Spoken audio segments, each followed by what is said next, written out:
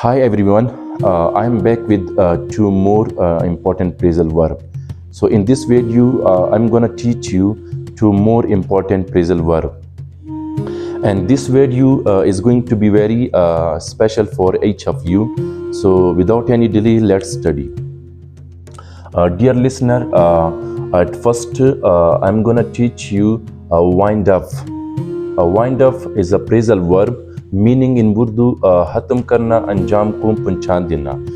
जब भी आप किसी प्रोग्राम को, किसी क्लास को वाइंड अप करना चाहते हैं, ख़त्म करना चाहते हैं, तो उस वक्त आप वाइंड अप की फ्रेजल वर्ब को यूज़ कर सकते हैं.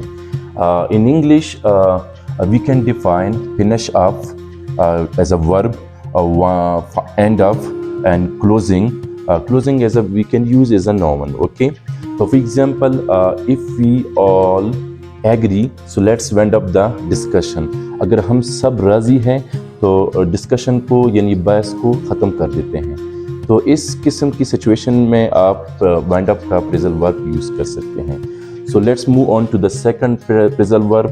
You know guys, this is really so important and very interesting.